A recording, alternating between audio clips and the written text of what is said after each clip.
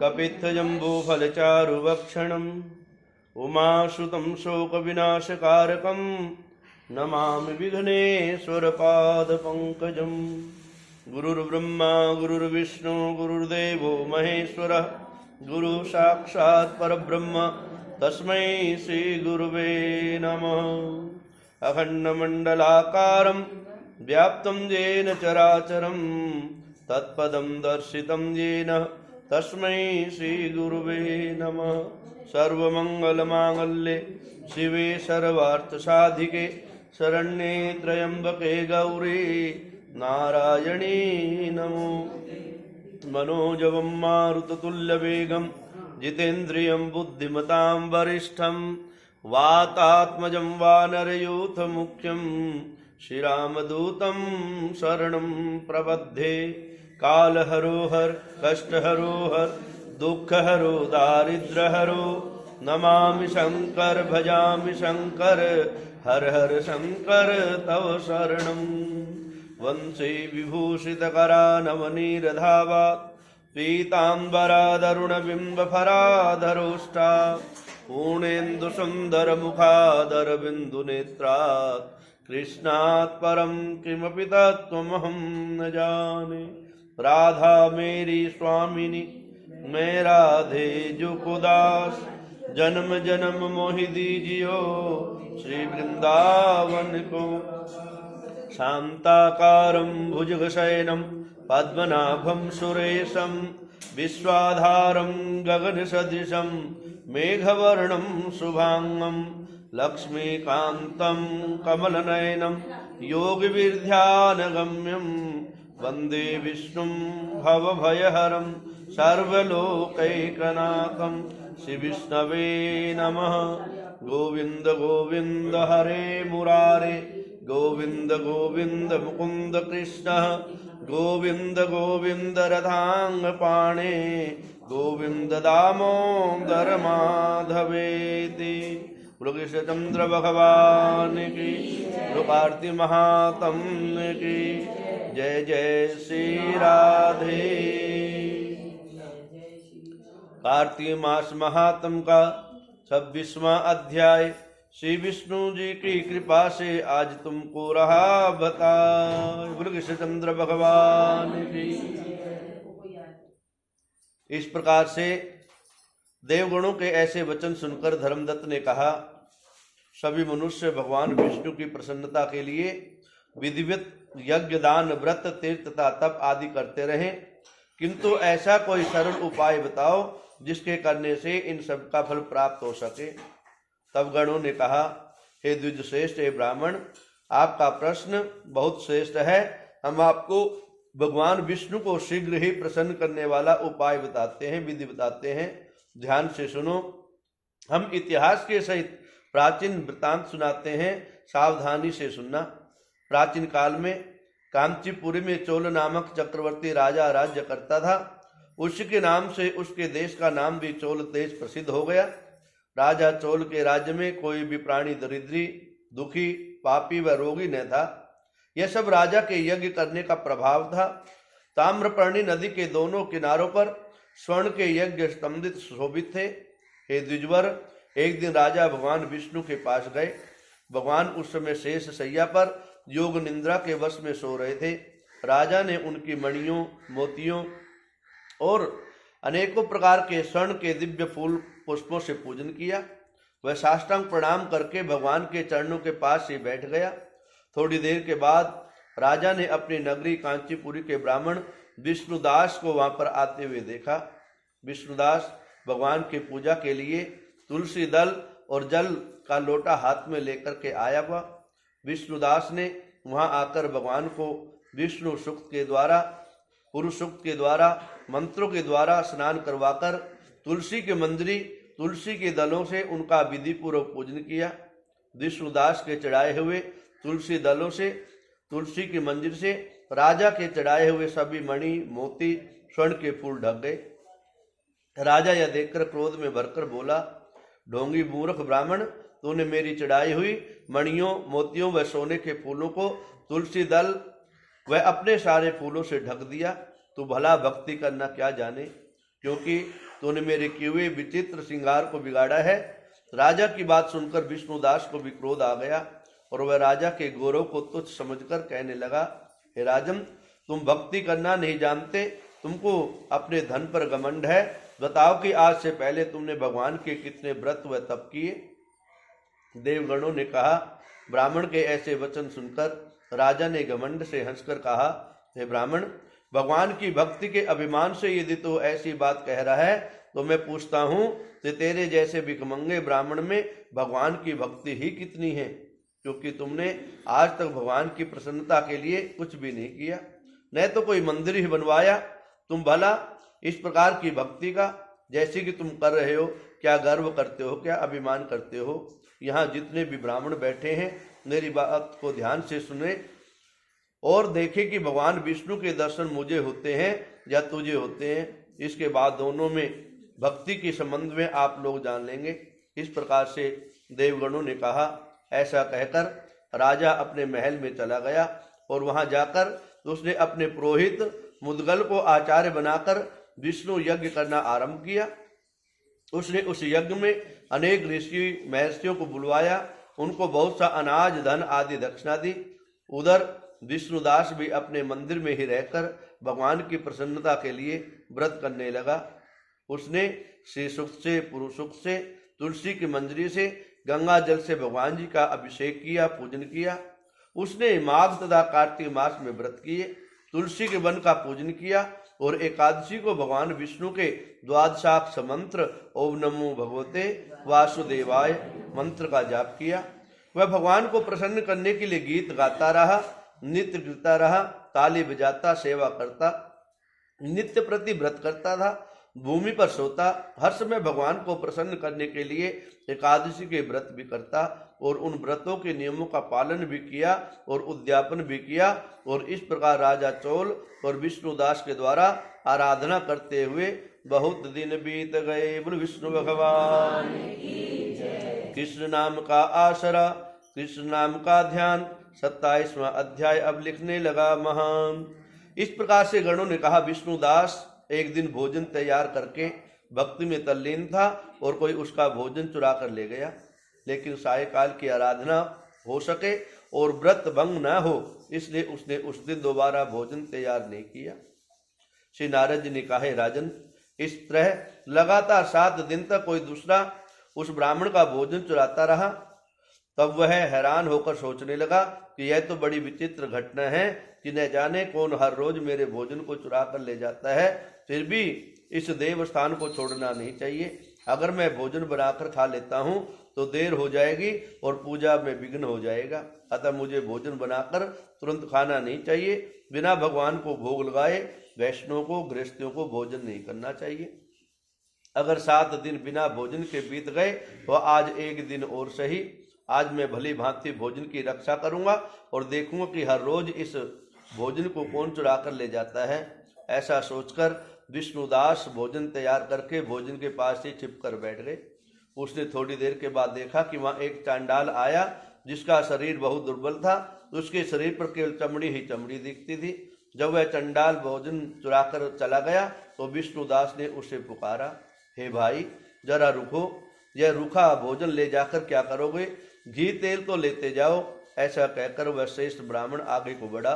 विष्णुदास को अपनी ओर आता देखकर वह चांडाल तेजी से दौड़ने लगा। वह ब्राह्मण के से डर गया, लेकिन दुर्बलता के कारण दौड़ न सका, अतः वह भूमि पर गिर पड़ा और मूर्छित हो गया। चांडाल को मूर्छित देखकर विष्णुदास ब्राह्मण लपककर उसके पास पहुंचा और अपने वस्त्र से उस पर हवा करने लगा। और उसके बाद उसने जो देखा उसे देखकर वह आश्चर्यचकित रह गया। विष्णुदास ने देखा कि उसके सन्मुख शंख, चक्र, गदा, पद्म, पीतांबरधारी, चतुर्भुजी रूप, अलसी के फूल के समान कांति वाले, वक्षस्थल पे कोष्ठमाला से सुशोभित साक्षात विष्णु भगवान जी खड़े हुए हैं। भगवान का दर्शन करके सात्विक भाव से युक्त वह श्रेष्ठ ब्राह्मण उनकी स्तुति तथा प्रणाम करके कुछ न कर सका। वह वहीं पर सब इंद्र आदि देवता भी उपस्थित हो गए और गंधर्व तथा अप्सराएं आकर गीत गान करने लगी तथा नृत्य करने लगी। ब्राह्मण उन्हें प्रणाम करने के लिए जो ही उताला हुआ त्यों ही वहां पर संपूर्ण देव, गंधर्व और अप्सराएं आ गई। विष्णु भगवान ने अपना स्वरूप और ब्राह्मण को प्रकट करके उसका आलिंगन किया और दिव्य विमान में बैठाकर उसे बैकुंठ को ले गए। दिव्य विमान में ब्राह्मण को विष्णु के साथ में जाते हुए राजा चोल ने भी देखा। उसने अपने गुरु आचार्य मुद्गल को कहा कि मैंने जो यज्ञादि किए वे सब व्यर्थ हुए। जितनी दान दक्षिणा मैंने ब्राह्मणों को दी वह असफल हुई। विष्णु भगवान के दर्शन नहीं हुए। विष्णुदास ब्राह्मण ने केवल श्रद्धा से भक्ति करी, उसके प्रभाव से विष्णु भगवान ने आकर उनके दर्शन दिए। इसलिए भक्ति ही सर्वोपरि है। मुझे भगवान के दर्शन के लिए राजकाज त्याग कर, अभिमान को त्याग कर, अपने वैभव को त्याग देना चाहिए। राजा के कोई पुत्र न होने के कारण उसने अपने भांजे को राजगद्दी का अधिकारी बना दिया और आप विष्णु भगवान की भक्ति करने लगा। बहुत काल तक भक्ति करने के बाद भी विष्णु भगवान ने दर्शन नहीं दिए। वह अग्निकुंड में कूद पड़ा। अग्नि में प्रकट होकर विष्णु भगवान ने राजा को गोदी में उठा लिया और कहा कि मैं तेरे त्याग भक्ति से प्रसन्न हूँ।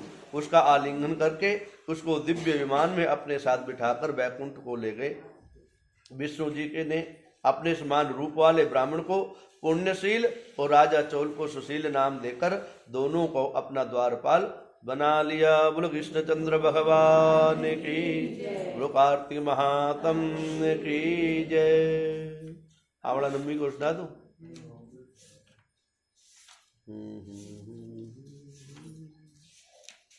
श्री कृष्ण गोविंद हरे मुरारे, हे नाथ नारायण वासुदेव। बोलो कृष्णचंद्र भगवान। एक आमलिया राजा था जो रोजाना 1.25 मन सोने का आंवला दान करके भोजन करता था। एक दिन उसके बेटे बहू ने सोचा कि अगर इतना आंवला रोज दान करेंगे तो सारा धन ही खत्म हो जाएगा। बेटा बाप से कहने लगा कि ऐसा तो सारा धन लुटवा दोगे, अब आंवला दान नहीं करना। राजा रानी दुख के मारे उजाड़ खेत में जाकर बैठ गए। उन्हें वहां भूखे प्यासे बैठे हुए 7 दिन बीत गए।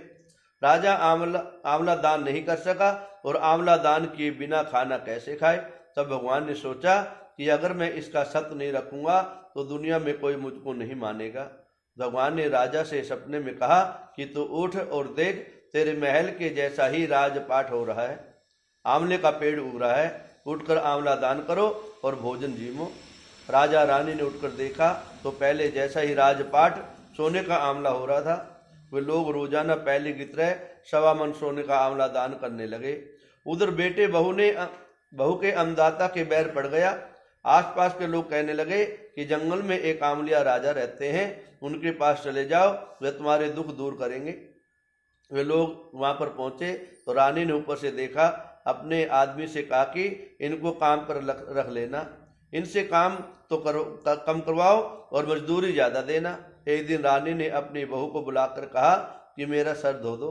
बहू सिर धोने लगी तो बहू के आंख में से आंसू रानी के पीठ पर गिर गया।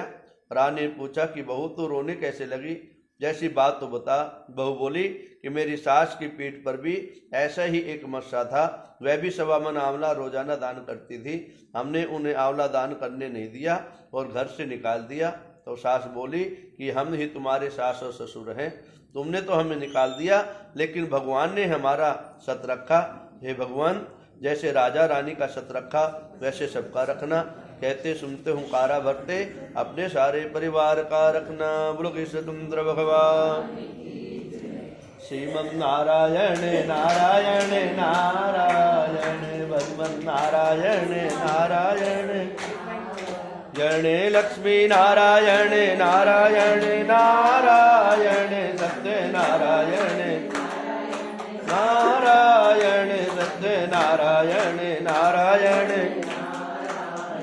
तुलसा महारानी नमो नमो, हर की पट रानी ब्रह्मादि गाइए नमो नमो, तेरा हरियस गाइए नमो नमो, वैकुंठो आइए नमो नमो, शालिग्राम दिए प्यारी नमो नमो, तुलसा महारानी नमो नमो। जब मेरी तुलसा हुई सुभद्री, जब मेरी तुलसा हुई सेवा करते ब्राह्मण ब्राह्मण खत्री सेवा करते। नमो नमो तुलसा महारानी नमो नमो हर की पटरानी नमो नमो ब्रह्मादि जाइए नमो नमो तेरा हरि यश गाइए नमो नमो वैकुंठो आइए नमो नमो शालिग्राम दी प्यारी नमो नमो तुलसा महारानी नमो नमो जब मेरी तुलसा हुई सयानी जब मेरी तुलसा हुई शालिग्राम जी के मन नो भाई शालिग्राम जी के मन नो भाई नमो नमो तुलसा महारानी नमो नमो हर की पटरानी नमो नमो ब्रह्मादि नमो तेरा हरि यश गाइए नमो नमो वैकुंठो आइए नमो नमो शालिग्राम दी प्यारी नमो नमो तुलसा महारानी नमो नमो जब मेरी तुलसा का ब्याह रचाया ब्याहवन ठाकुर आप आया ब्याहवन ठाकुर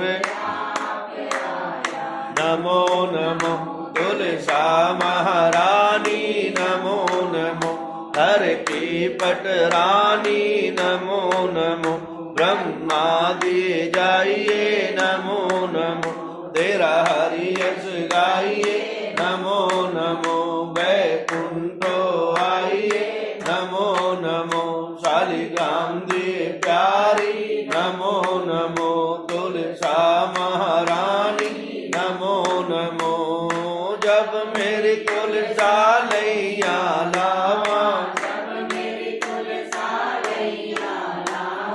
फूल कलोक में हरि जस गावा फूल कलोक में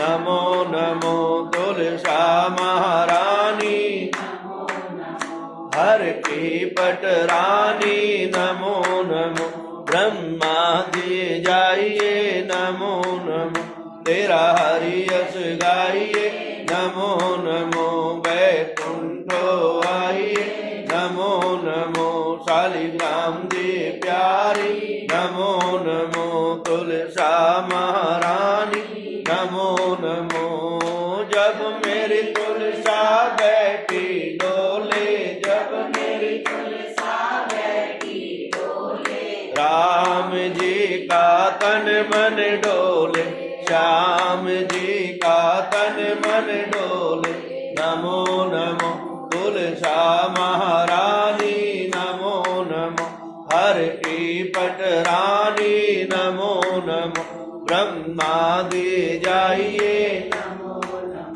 तेरा हरि यश गाइए नमो नमो वैकुंठो आइए नमो नमो शालिग्राम दी प्यारी नमो नमो तुलसा महारानी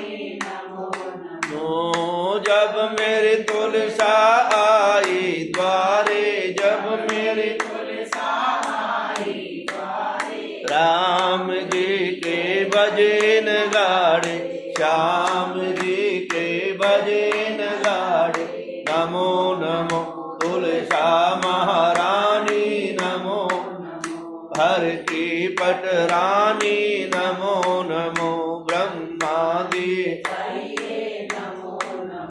तेरा हरि यश गाइए नमो नमो वैकुंठो आइए नमो नमो शालिग्राम दी प्यारी नमो नमो तुलसा महारानी नमो नमो के तुलसा पूर्ण तप कीना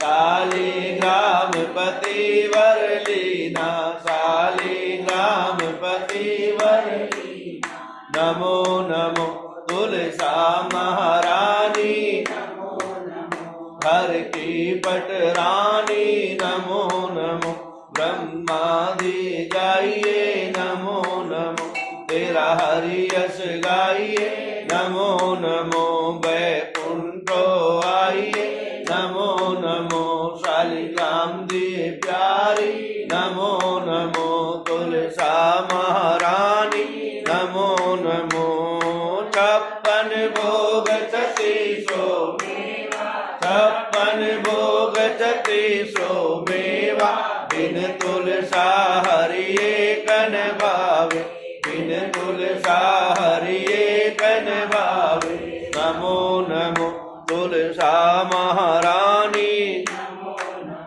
हर की पटरानी नमो नमो ब्रह्मादि जाइए नमो नमो तेरा हरि यश गाइए नमो नमो बैकुंठो आइए नमो नमो शालिग्राम दी प्यारी नमो नमो तुलसा महारानी नमो नमो जो तुलसा जी की आरती गावे